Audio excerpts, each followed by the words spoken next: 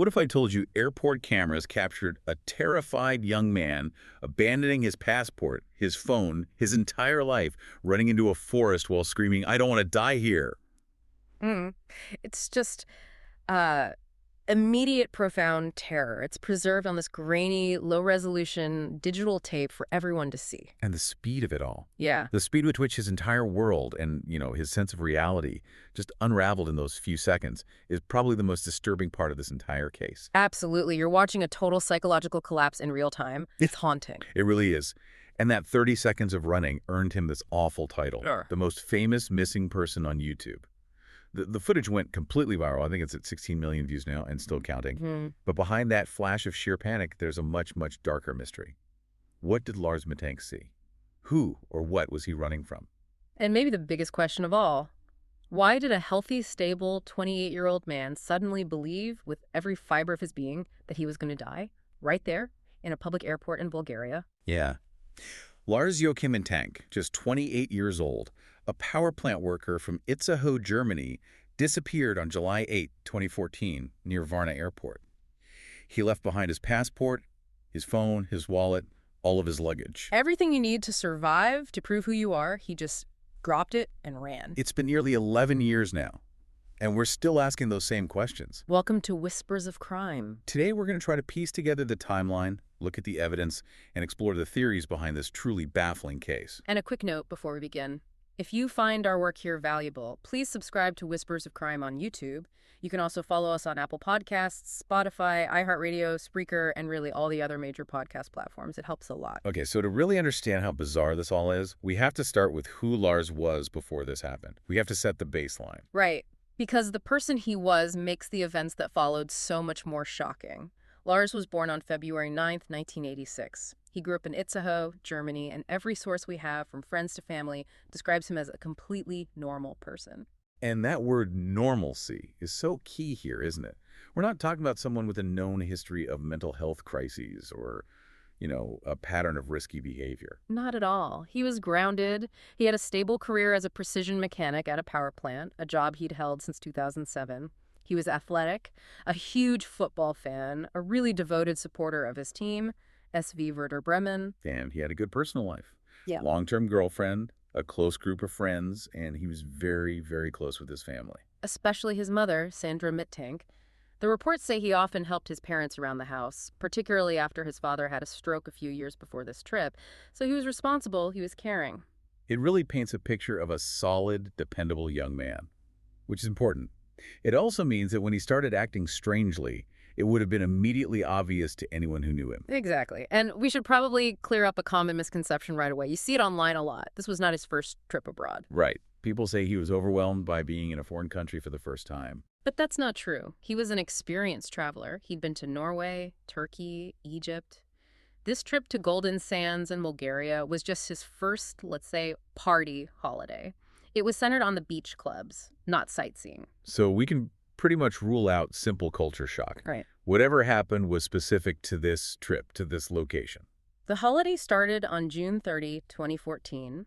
Lars and 5 of his friends flew to Golden Sands, this big resort area near Varna, and they checked into the Hotel Viva Club. And at first it was just a normal guy's trip, right? Completely. His friends later said the first few days were totally relaxed. They were swimming, playing football on the beach, going to clubs at night, just a standard beach vacation. But there was one small detail, a little red flag that gets overlooked because of everything that happened later. Yes. One of his friends, a man named Tim Schultz, he noted that even in those first few happy days, Lars wasn't really eating much. Oh, really? Yeah. He said Lars would only have really small portions, like a bowl of soup or a small salad. That was it. Huh. It could be nothing, maybe the heat or something, but it does suggest that maybe physically he wasn't at 100% even before the real trouble started. It's a small detail, but it could be significant. It creates a context. You've got stress from travel, maybe not enough nutrition, late nights, and then you introduce trauma into that mix. And that trauma came suddenly. The catalyst for this whole nightmare was, of all things, a football argument. It happened on the night of July 5th, going into the early morning of the 6th. They were at a place called the Ministry of Cocktails Bar, watching a FIFA World Cup match. Lars, being a huge Werder Bremen fan, got into a verbal spat with some other German guys who were fans of a rival team, FC Bayern Munich. We've all seen those kinds of arguments at bars. Usually they just fizzle out. And this one did. At first, his friends stepped in, calmed everyone down, and they thought that was the end of it. But it wasn't. No. Later that night, around 4 in the morning, the group was outside a McDonald's. Lars told his friends he was going to walk back to the hotel by himself. And that was the first big mistake. Yep. Separating from the group. That was the moment of isolation. Walking back alone at 4 a.m. in a foreign party town, especially right after a public argument. It's just a risky situation. So what happened on that walk back? We only have Lars's word for it. He showed up back at the hotel the next morning and he was clearly injured. He told his friends that he'd been beaten up by 4 men. 4 men? Yes, and he was convinced they had been hired by the Bayern Munich fans from the bar. Wow. Okay, so right there, the paranoia is already creeping in. Not just a random mugging, but a hired, targeted attack over a football rivalry. That seems extreme. It does. And his friends were skeptical of that part of the story. They didn't really buy the hired goons narrative, but the injuries were undeniable. What were the injuries? He had an injured jaw, but the most serious injury, the one that changed everything, was a ruptured eardrum, a perforated eardrum. Oof.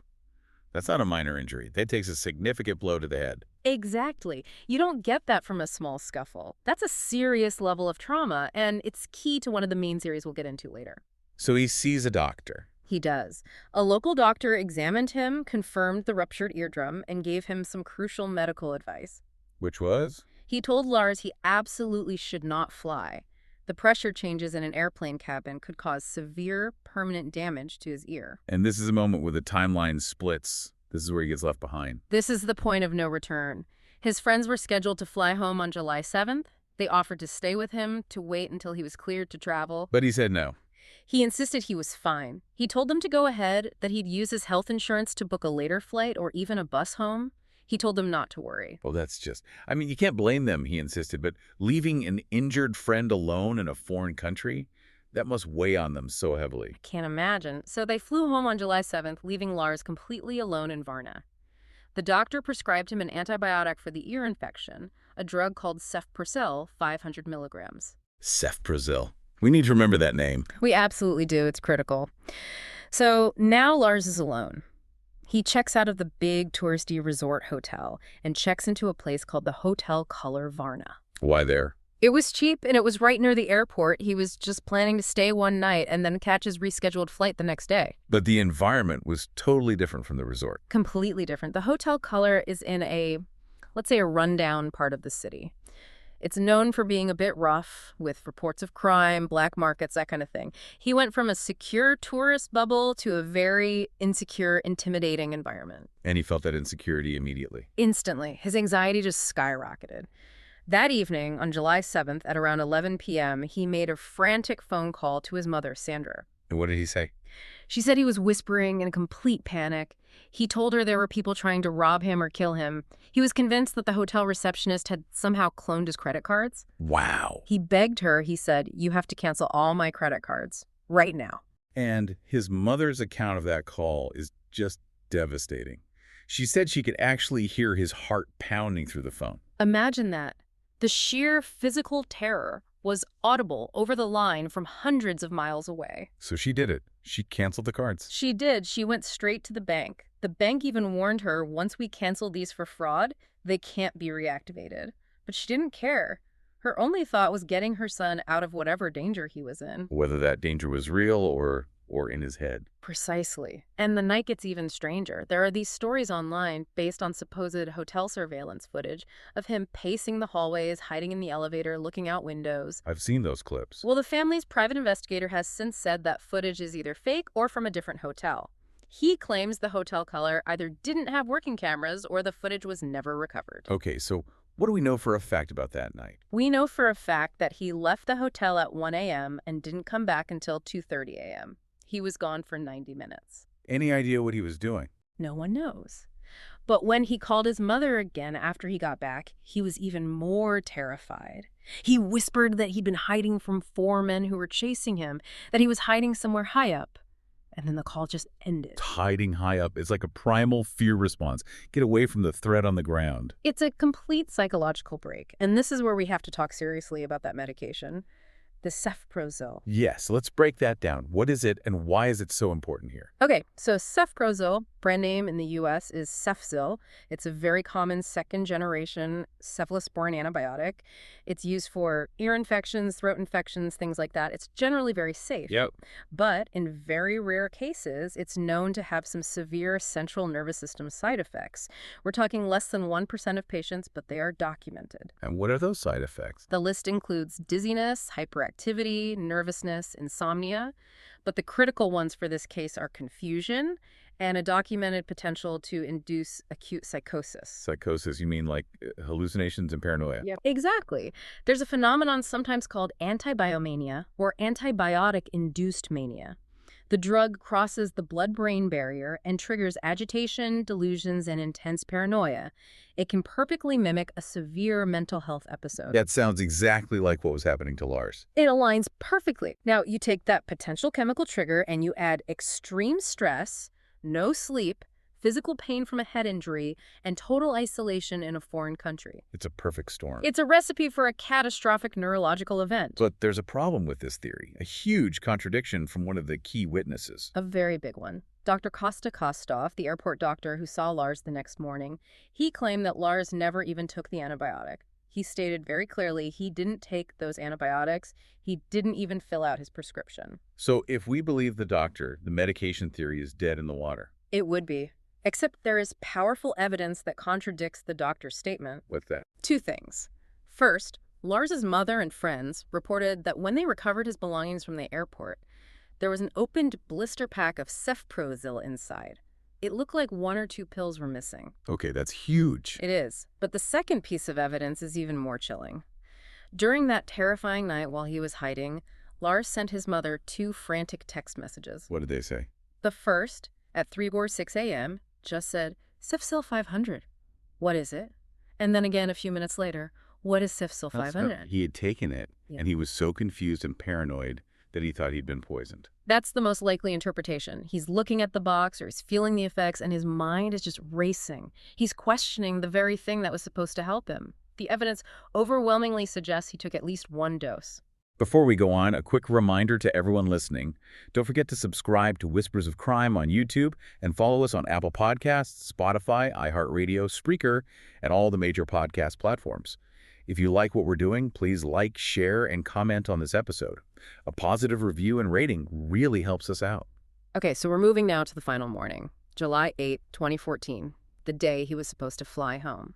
Somehow, after that night of terror, he managed to get himself to the Varna Airport. He was so close to safety. He was. He even texted his mother at around 6 a.m. to let her know he'd made it. He said his phone battery was low and he didn't have much cash, so he asked her to send him 500 euros via Western Union. So he was still functioning on a practical level. He knew he needed money. Right. But he also told her in the message that he was covered in dirt from hiding all night. So he's lucid enough to get money, but his reality is still one where he needs to hide in the dirt from unseen pursuers. The paranoia is still in full control. And he's still fixated on the medication. Absolutely. Those texts about Cefsil 500 show it was at the forefront of his mind. He was either scared of it or scared by what it was doing to him. So at the airport, he needs to get cleared to fly by the airport doctor. Correct. At around 10 a.m., he has his consultation with Dr. Kostov, and this meeting lasted a really long time. 42 minutes. That seems long for a simple fit-to-fly check. What was going on? According to Kostov's later statements, Lars was extremely nervous and erratic. He was visibly trembling the whole time. He told the doctor he didn't trust the Cefuroxime he'd been given, and he refused to take any other medication the doctor offered him. So his paranoia was now focused on the medical system itself. It seems so. Yeah. He was convinced he couldn't trust the very people who were supposed to be helping him. But despite all of this, the trembling, the paranoia, the obvious distress, Dr. Kostov cleared him to fly. He just had to sign a waiver. That's right. A waiver saying he took full responsibility if the flight caused more damage to his ear. He signed it. He was literally minutes away from walking to his gate. He was almost home. And then what happened? What was the final trigger? This is the moment everything breaks. According to Dr. Kostov, as they were finishing up, a man walked into the doctor's office. Who is this man? Kostov identified him as a construction worker. The airport was under renovation at the time, so there would have been workers around. A perfectly normal, mundane event. But not to Lars. To Lars, in his state of hypervigilance, this was the ultimate threat. The sight of this man sent him into a complete violent panic. What did he do? He jumped up and started screaming. His words were, "I don't want to die here. I have to get out of here." Oh, God. And then he just ran. He fled the doctor's office, leaving absolutely everything behind: his passport, his phone, his wallet, with all his cash and cards, his entire luggage, and that blister pack of Cefuroxime. Leaving the passport. Yeah. That's the thing that gets me. If you're running from criminals, you take your money and your passport. That's your escape route. Exactly. You don't take those things if you're fleeing a rational threat. You abandon everything only when you're fleeing an existential threat. Something so terrifying that survival is measured in seconds, not in getting through customs. His terror completely overrode his rational mind. And this is the part that was caught on camera. The part that 16 million people have watched. Yes. The last confirmed sighting of Lars Mittank is at 10:30 a.m. on July 8, 2014, captured by the airport security cameras. Describe what the footage shows. It's chilling. You see Lars sprint out of the terminal doors. He's barefoot. He runs across the car park. And then with this incredible burst of adrenaline-fueled agility, he scales a tall barbed wire fence. A barbed wire fence. Easily. He just vaults over it. Then he runs into an adjacent field full of sunflowers that were about 6 feet high. He disappears into the sunflowers, heading in the direction of a nearby forest. And then he's gone. And that's it. That's the last anyone ever saw of him. That's the last confirmed sighting. He ran off the grid and vanished. So now we have to try and make sense of this. We have to look at the competing theories. What could have caused such a complete and total break from reality? Right. There are 3 main theories that investigators and online communities have focused on, and they all have compelling points, but they're also all complicated by the gaps in the investigation. Let's start with the most physical one. Theory number 1, a traumatic brain injury, or TBI. This one is very strong. We know he took a blow to the head hard enough to rupture his eardrum. It is highly, highly probable that he also suffered a concussion that was missed by the first doctor, who was just focused on the ear. Or even something worse, like a slow brain bleed. Exactly. A slowly expanding intracranial hemorrhage. And the symptoms of a TBI line up perfectly with his behavior. Sudden personality changes, agitation, extreme paranoia, confusion, delirium. And there was that physical sign, right? The taxi driver. Yes. The taxi driver who took Lars to the airport that final morning reported that Lars's pupils were severely dilated. That's a classic neurological sign of distress or a potential head injury. So this theory suggests the paranoia was a direct symptom of the physical damage to his brain. Okay, that makes a lot of sense. But then we have the medication. Theory number 2, drug-induced psychosis. And this one is also incredibly compelling. As we covered, the open blister pack, his frantic texts asking, "What is Cefsil 500?" It points directly to the antibiotic. So in this scenario, it's a purely chemical reaction. The rare side effect hit him. He developed antibiomania, and the terror was entirely internal, a hallucination that he projected onto the world around him. The problem is the symptoms of a TBI and the symptoms of this rare drug-induced psychosis are almost identical. So how on earth do you tell them apart? That's the forensic nightmare of this case. You probably can't. And it's very likely it wasn't one or the other. It was a synergistic effect, a perfect storm. Meaning one made the other worse. Precisely. The TBI likely created the initial brain instability, making him more vulnerable. And then the Cefuroxime acted as an accelerant, kicking his already injured brain into a full-blown psychotic state.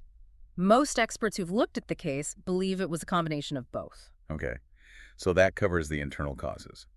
But we have to address what Lars himself believed. Theory 3, a genuine criminal threat. We have to. He repeatedly and desperately told his mother that he was being followed, that people were trying to kill him or rob him. What if he was right? What if he stumbled onto something he shouldn't have seen in that rough area near the hotel? Yeah. Or maybe those football fans really did hire people to rough him up again. It's possible. The area was known for crime. But his final actions just don't fully support this theory. Why not? Again, why would you run away from the security of an international airport? Yeah. Why abandon your passport and all your money if you're trying to escape criminals who want your money? His behavior wasn't rational evasion. It was primal existential terror, which points us back toward a profound mental health crisis, regardless of the trigger. And complicating all of these theories is the investigation itself, which seems to have been flawed, to say the least. Deeply flawed. The first and biggest problem is the credibility of Dr. Kostakostov, the last official person to speak with Lars. The entire official narrative of what happened in that room hinges on his testimony about the construction worker. And his story kept changing. Dramatically, his description of the man who walked in changed at least 3 times. First, he was an airline employee, then an airport employee. Then finally, he was just an unknown construction worker. That level of inconsistency is a huge red flag. It suggests he's either forgetting or, deliberately obscuring something. And it gets worse. The private investigator hired by the family, Andreas Gutig, he discovered that the supposed witness the Bulgarian police later presented to German investigators, the man meant to confirm Kostov's story, was apparently not even in Bulgaria on the day Lars disappeared. What? So the witness was faked? If Gudig's investigation is accurate, then yes, it implies either gross incompetence or an active cover-up of some kind. And then there's the issue of the surveillance footage itself. Another massive problem. Lars's mother, Sandra, has always maintained that the footage the police eventually released to the public is not the same footage she was shown privately just a few weeks after he vanished. How was it different? She claims the original footage she saw showed Lars acting calmly and moving with purpose right before the panic. It showed him walking normally, looking composed. If that's true, it means the full context of his sudden break was either lost or deliberately edited out.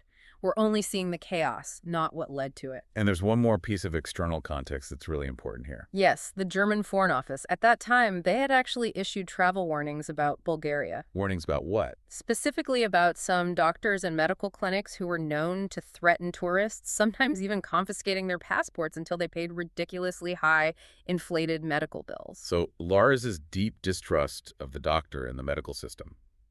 It wasn't just paranoia. It was based on a known, real-world threat.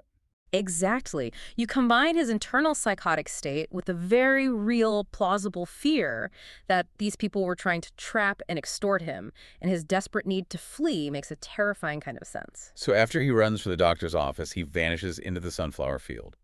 What happened next in the search? Well, a massive search was launched almost immediately. Police, helicopters with thermal imaging, canine units, they scoured the area. And found nothing. Nothing. But the popular narrative that he just ran into a vast forest and died of exposure isn't quite accurate. The dog tracking tells a different story. What did the dogs find? The molecular tracking dogs picked up his scent easily. They followed it from the airport through the sunflower field, and the trail ended conclusively at the edge of the nearby A2 highway. Not deep in the woods. At a major road. A major transportation artery. This is a critical correction to the story. He didn't just vanish into the wilderness. He made it back to civilization, so to speak. And there were witnesses who saw him there. Yes.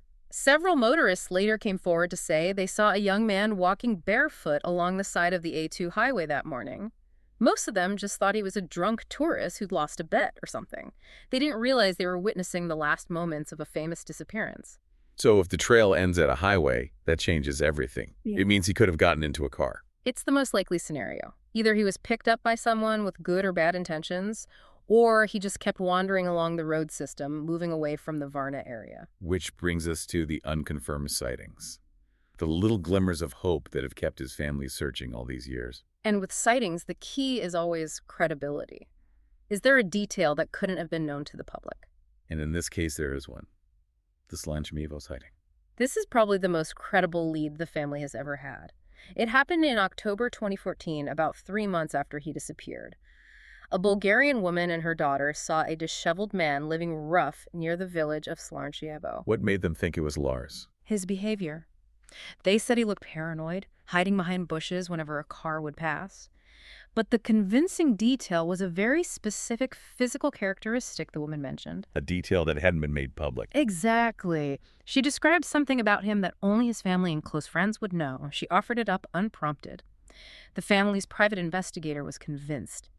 He believes she saw Lars. So if that was him, it's just a tragic picture. It means he survived, but he was left wandering in this permanent state of confusion and fear. Maybe with amnesia, a dissociative fugue state. Alive, but completely lost to himself and the world. He was a ghost on the highway. And that's the state his mother, Sandra, believes he may still be in. She continues the search to this day. She runs the Facebook group Find It Lars Mittank, which has over 55,000 people still looking, still sharing his picture. After all this time, over a decade, the case is officially unsolved, frozen in time at 10:30 a.m., July 8, 2014. It's just so rare for a healthy man with a clear digital trail to vanish so completely right next to a major airport, all the technology in the world, and it's failed to find a single trace. So the paradox is, he was running from this terror, whether it was real or in his mind, and in doing so, he abandoned the very tools he needed to survive. It all comes down to that highway. Did someone pick him up? Did he just wander for miles and miles, living a rough with no idea who he is? We just don't know. Lars was fleeing a threat that he perceived to be deadly, and he left everything behind. His case leaves us with this really chilling final thought. When a person is stripped of their identity, when their rational mind just runs beyond the reach of the world they knew, does true vanishing still exist in our age of constant surveillance? The disappearance of Lars Mittank suggests, terrifyingly, that the answer is yes, it does. Don't forget to subscribe to Whispers of Crime on YouTube and follow us on Apple Podcasts, Spotify, iHeartRadio, Spreaker, and all major podcast platforms. We'd appreciate it if you could like, share, and comment. A positive review and rating helps us more than you know. Finally, a plea for help. If you have any information, no matter how small you think it is, regarding the disappearance of Lars Mittank, he is 180 centimeters, or 5'11", with dark blonde hair and a distinctive scar on his left forearm, please contact your local law enforcement agency. You can also reach out to the family's official search group on Facebook. Find it Lars Mittank. Thank you for listening.